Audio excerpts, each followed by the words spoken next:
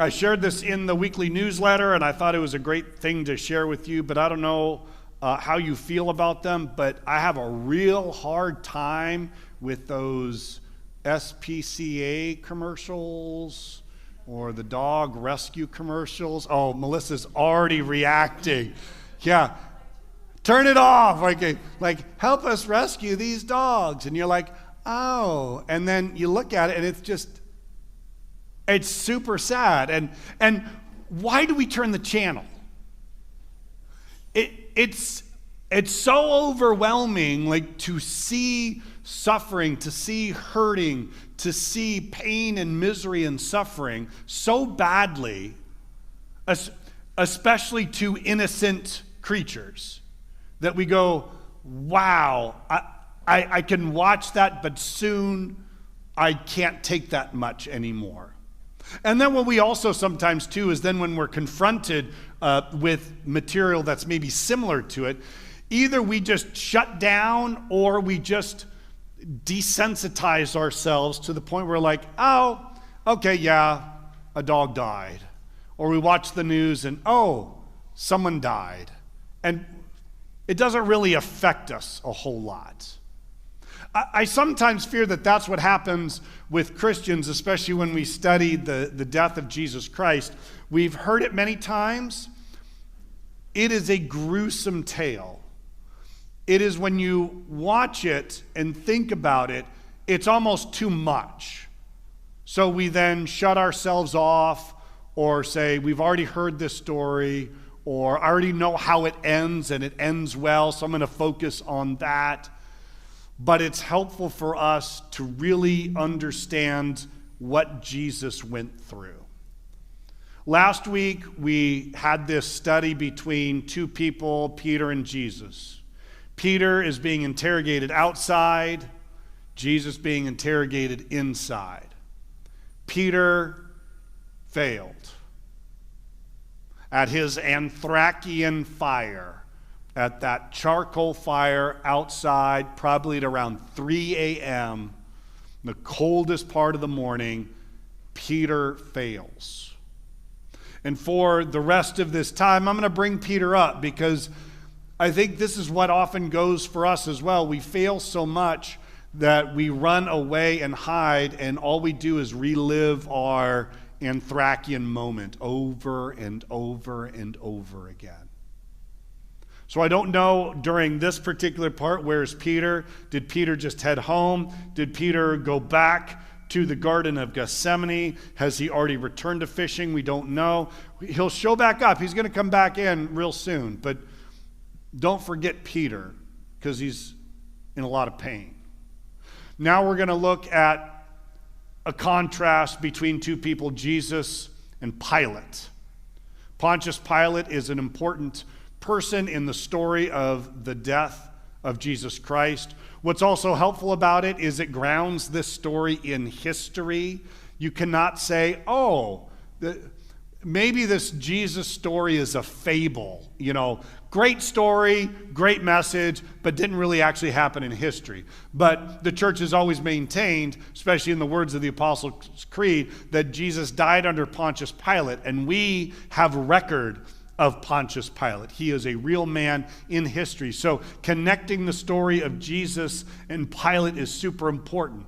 But you're also going to see a contrast of authority, a contrast, I'm going to say, of two kings, and how Pilate and the Jewish leaders team up to get Jesus to die.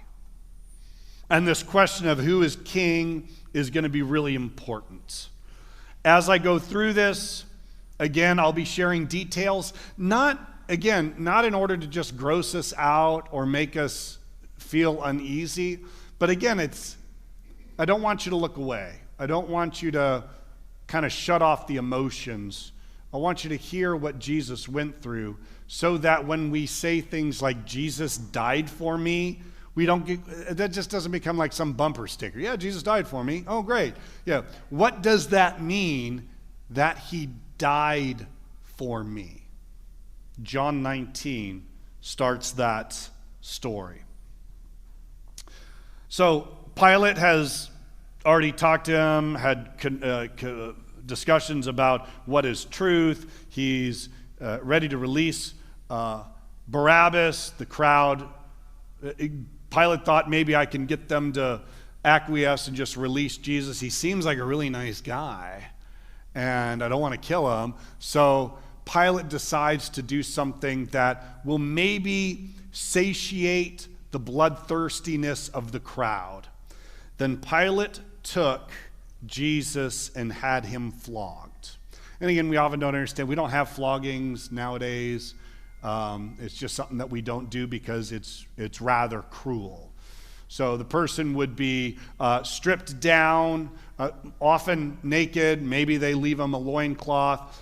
They're stretched out over a stump, and then a Roman soldier comes with a cat of nine tails, leather strips, 9 of them strapped, and then in that are embedded pieces of stone or bone or glass, and the person would whip, and as the cat of nine tails, they would wrap around the body, and then you would just simply pull, and it would just shred it as it's going out.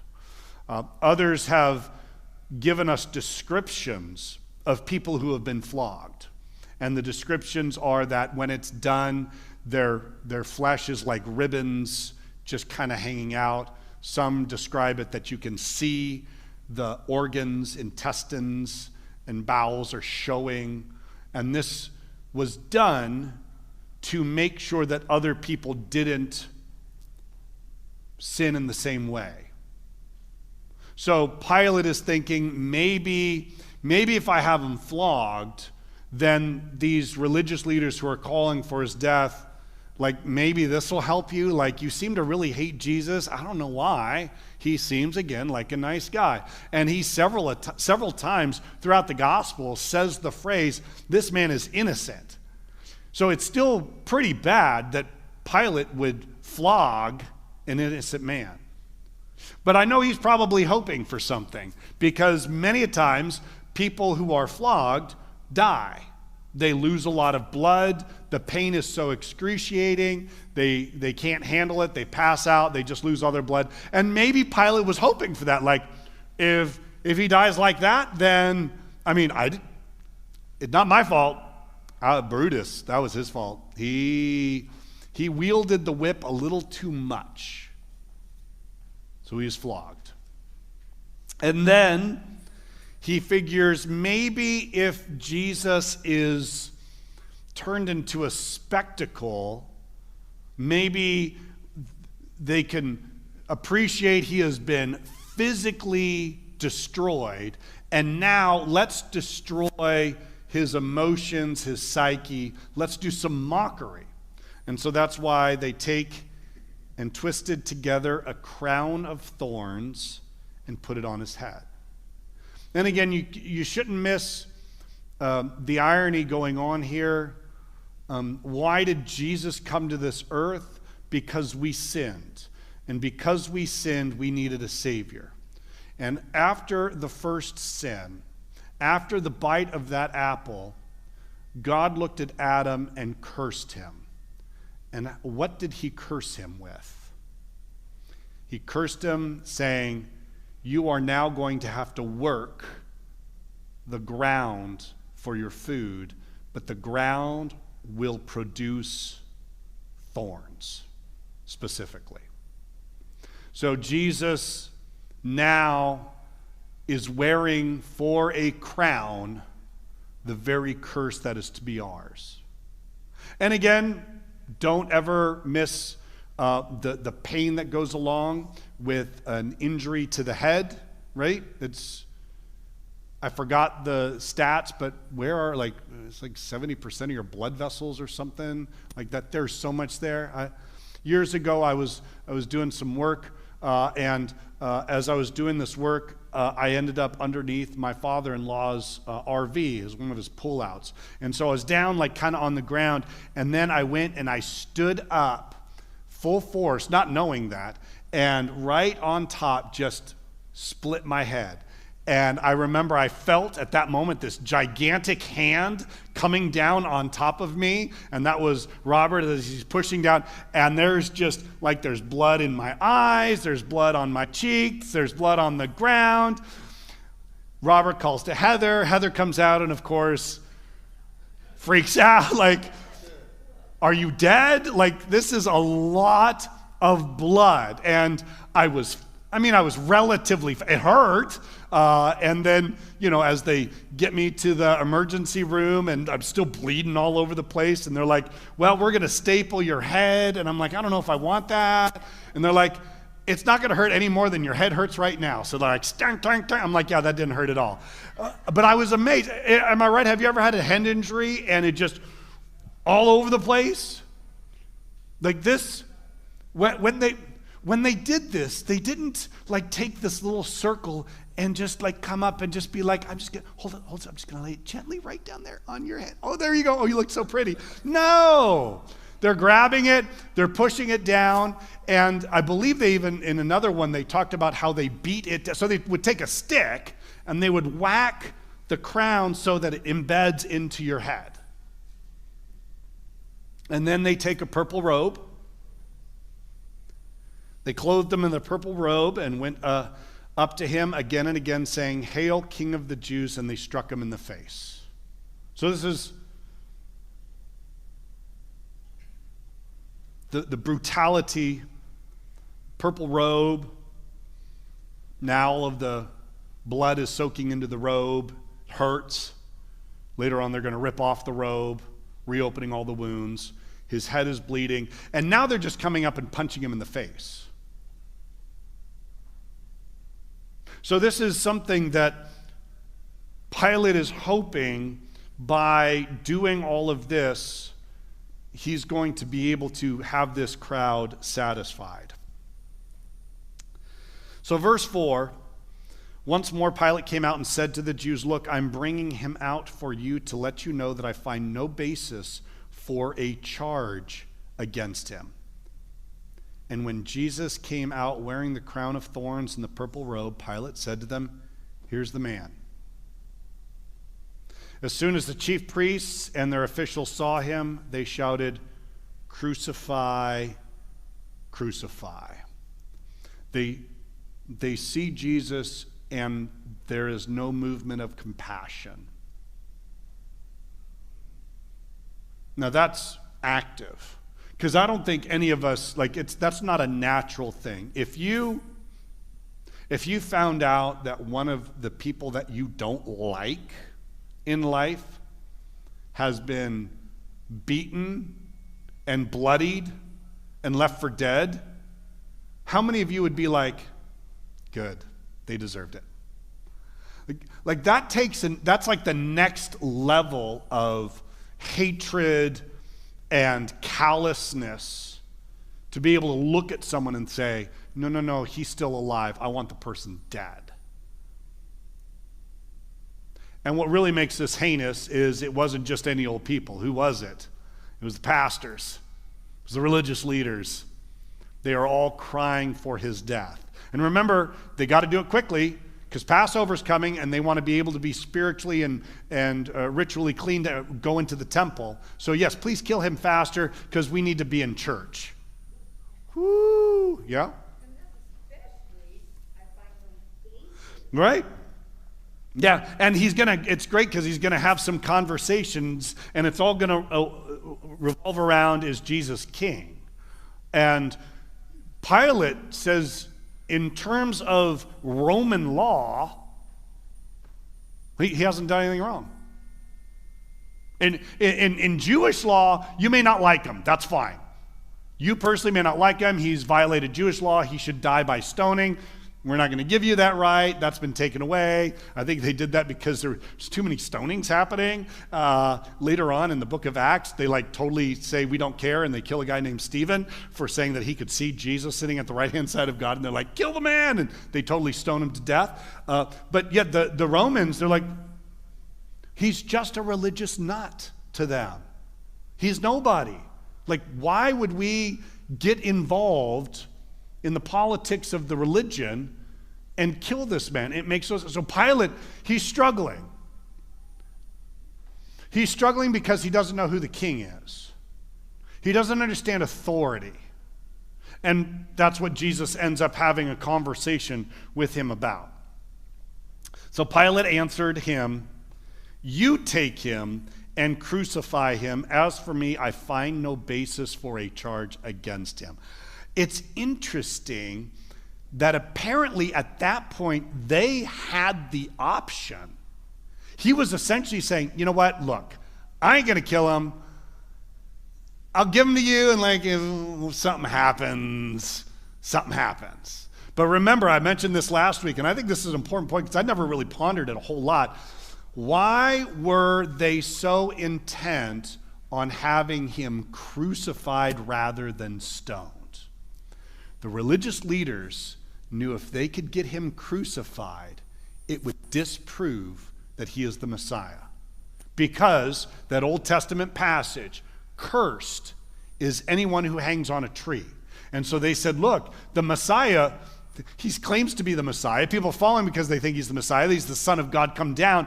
If we get him crucified, we can theologically prove he's not the Messiah. Isn't that interesting that the very thing they're trying to disprove ends up proving him? So Pilate says, you take him. And the Jews insisted, we have a law, and according to that law, he must die because he claimed to be the Son of God. So Pilate hears this. He was even more afraid because now he's got a riotous building on his hands. And he is this outside occupational force for the Jewish people. He usually keeps them in check pretty good. And again, this is strange for Pilate because a lot of people, Pilate was a violent man. He had no problem killing people. They talk about how there was this revolt that had happened years before this. And what Pilate did was he hired people and he gave them daggers. And he was like, hey, you need to take out this person, this person, this person, this person. So as the riot was starting to happen, he had people within the crowd that were just silently shivving them. And soon, all the voices were silent. And the revolt was quelled. So Pilate has no problem killing people, but he's really struggling with this one. I think he's struggling again because his beautiful and amazing and wonderful wife, I'm trying to cover up for last week. His beautiful, amazing, wonderful wife said, don't have anything to do with him. He's trying to understand this, but I think he's having these conversations with Jesus, and Jesus is talking differently than probably anyone else he's ever dealt with. Up until then, as people were flogged, what do you think they did? One of two things. Either they simply begged for mercy, or two, their anger and evil would rise up out of them, which would give the basis for killing them even more. But Jesus isn't doing this. So he becomes more afraid. He goes back inside the palace. Where do you come from? He asked Jesus, but Jesus gave him no answer. Do you refuse to speak to me? Pilate said. Don't you realize I have power either to free you or to crucify you? So Pilate himself admits he had the power to release him. But he didn't see Jesus as king. He worshiped a different entity. So Pilate is trying to have Jesus incriminate himself. Like, let's poke the bear a little bit. If I can get Jesus to like say something really nasty and hateful to me, then it's a whole lot easier to kill him. Yeah, it makes his job a whole lot easier. And Jesus answered, you would have no power over me if it were not given to you from above. And of course, I think it's a double entendre there. Pilate's authority came only from Roman authority that was above him. But really all authority comes straight from God himself. You have no authority because you would have no if it weren't given to you. Therefore, the one who handed me over to you is guilty of a greater sin. So he's talking about the Jewish leaders. He's talking about Annas and Caiaphas. Yeah, these people who handed me over, they're guilty of a greater sin. I think what he's trying to do is he's trying to help Pilate see, you have an out here. Like, you could release me. But Jesus already knew what Pilate was going to do. But he still shows grace and still shows mercy. So from then on, Pilate tried to set Jesus free, but the Jews kept shouting, if you let this man go, you are no friend of Caesar. Anyone who claims to be a king opposes Caesar. So it's from then on, like, this is a multiple, like, this isn't just like, hey, should I let him go? Crucify him. Okay, sounds good. Off you go. No, like, he's pleading with the crowd. Like, no. Like, I think we need to set this guy free. He is not a violent man. He is not a danger to Roman law. He really technically is in danger to you people. And he kept trying over and over and over again. And they were going to have none of it. Jesus is standing there. Blood is pouring down his face. Blood is dripping off his body. And they do not care. Kill him, kill him, kill him. That's what they cry. And so again, by bringing up this idea of if you let this man go, you are no friend of Caesar. Anyone who claims to be a king opposes Caesar. So now Pilate's thinking, okay, maybe I got something because he did claim to be king. So let me see if I can get some more stuff out of him. So when Pilate heard this, he brought Jesus out and sat down on the judge's seat at a place known as the Stone Pavement, which in Aramaic is Gabbatha. It was the day of preparation of Passover week, about the 6th hour. And he says, here is your king, Pilate said to the Jews. What he's trying to say is, look, he ain't no threat.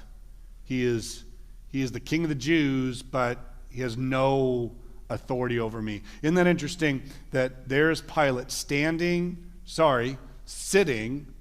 in the seat of judgment over the Son of God.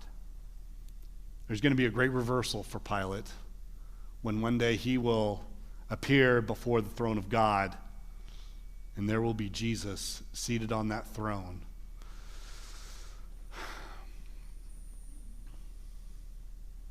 So here is your king, Pilate said to the Jews, but they shouted, take him away, take him away. Crucify him. Shall I crucify your king? Pilate asked. And this is where the Jews go off the railings. We have no king but Caesar. Wow. What was that? That's blasphemy. We have no ruler over us other than Caesar. And I'm wondering if like Jesus is just sitting there, and I'm wondering if he's like starting to, like, I would just be like pointing a finger and like, zzz, and then one of them drops and zzz, you're down. They are committing blasphemy. There's only one authority we follow, and that's the authority of the Caesar of the Roman Empire. Yeah, this is a great lesson for all of us too. Who is our king? God. Period. It's the end of the story. Jesus is king. He is the authority in our life. He is the one we follow. Oh, yeah, these guys. And again, why are they wanting to kill him so bad? Because Passover is the night's coming, and they're like, we got to get him dead soon. They're pushing this hard. And it's just so sad. Verse 16 is just one of the just worst verses around. Finally, Pilate handed him over to be crucified. He gave up. He believed in his heart of hearts that Jesus was innocent. He had the power to set him free, but he was more worried about the crowd. He was more worried about what people say. The fear he had was fear of man, not fear of God. And there before him is standing the king. Incredible. So the soldiers took charge of Jesus. Carrying his own cross, he went out to the place of the skull, which is in Aramaic called Golgotha.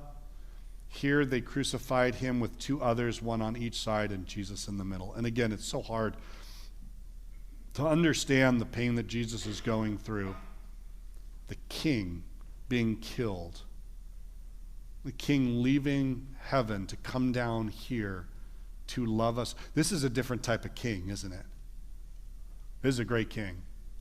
The king loves his people, loves them so much, he'd be willing to die for them. Incredible. Verse 19, if you're ready, we're going to cross out a few words in the Bible. Is that cool? Yeah, because this is important. So it says Pilate had a notice prepared and fastened it to the cross. That's not entirely accurate. Just cross out the words, had a notice prepared. Shoot.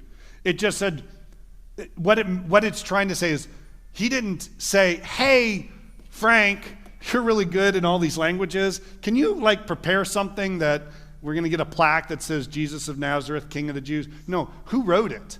Pilate wrote the plaque. And it read, Jesu Nazarene Rex Yehudim. He wrote it in 3 different languages. Latin, he wrote it in Greek, then he wrote it in Hebrew. So that everyone could see. And if you ever wondered, sometimes, I love to explain this, if you ever see pictures of Jesus and it says I-N-R-I over his thing, that's what it's, I, Jesus, Nazarenus, Rex, Yehudim. So I-N-R-I, that's what that's saying, Jesus of Nazareth, King of the Jews.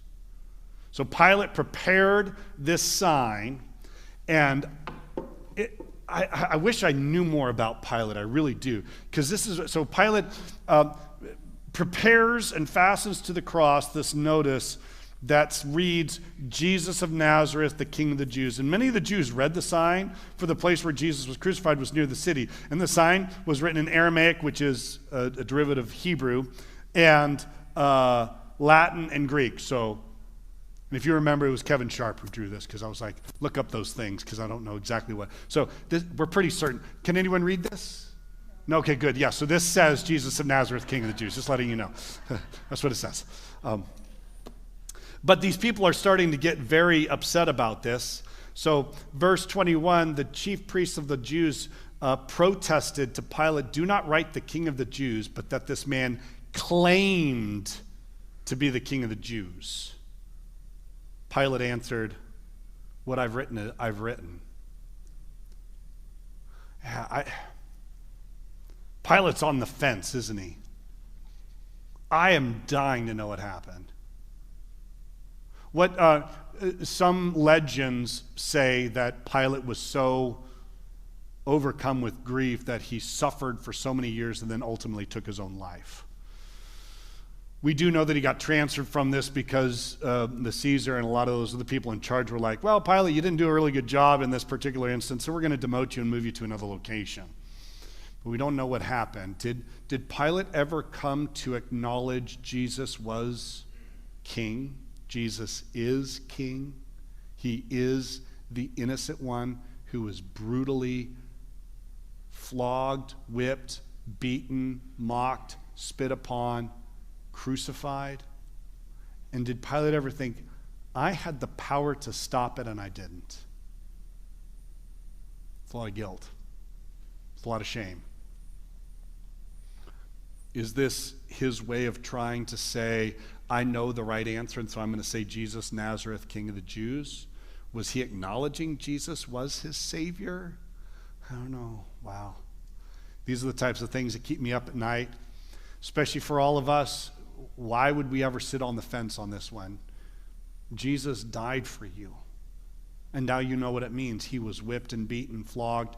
He had a crown of thorns on his head. And he did this all for you. He is the almighty creator of the world with unlimited power, and he willingly set that stuff down so that he could die for you and for me. That's a king I want to serve forever. Yeah. So the Jews had a change of heart. The Jews didn't. No, because they said, don't write he was the king of the Jews, write that he claimed to be. We don't think he's the king of the Jews.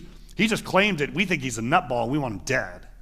So yeah, the Jews, I got to be careful. The Jewish leaders of that day, we don't turn this into something where we hate Jewish people because of what happened. But these were Jewish leaders that did not recognize Jesus as the Savior and called for his death. So yeah, they didn't have the change of heart, but it sure sounds like maybe Pilate did. What I have written, I have written. When the soldiers crucified Jesus, they took his clothes, dividing them into 4 shares, one for each of them, with the undergarment remaining. The garment was seamless, woven in one piece from top to bottom.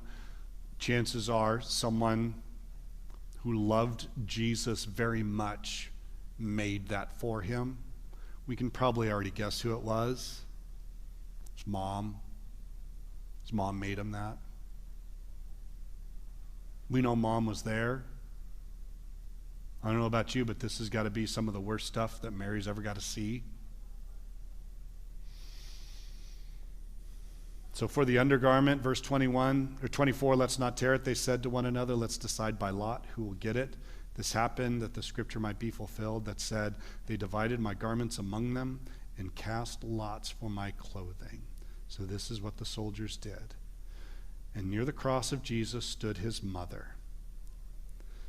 sister, Mary, the wife of Clopas, and Mary Magdalene. 3 Marys. And they've taken the clothing that Jesus had, that precious gift that Mary made, and took it. And Mary is probably dying inside, watching brutality happen. And again, it's really hard for us to understand, what is God feeling at this moment? God the Father watching his son be totally destroyed. And what's so difficult is they could have stopped it. God the Father could have just literally struck every one of them dead. But God the Father's love for humanity, love for you and me, he was willing to allow his son to die so that you and I wouldn't have to. Just don't miss that. And so as he's there, John is there, the disciple whom he loved, standing nearby. He said to his mother, dear woman, here is your son, and to the disciple, here is your mother. And from that time on, the disciple took her into his home, which again is crazy. What is Jesus feeling at this point? Jesus is no longer even looking at self-preservation. He continually looks out. And it's so wonderful. If we didn't have John's account of this, we wouldn't know that he did this. And what a touching thing that here Jesus is dying, and he is looking out for his mom and for John, and said, take care of one another. Even at the very end, his love is very individual. He looks at you and says, I love you. This is why I died. Now, I don't know about you. That's the king I want to serve. And so if Jesus is your king, then we follow in the king's footsteps, which means we're not seeking power and authority. We're not seeking ways to lord it over people, but instead we'd be willing to wash feet and sacrifice ourselves so that we can show love to a heartless, broken world. Jesus is your king. He loves you so much. May you continue to serve him.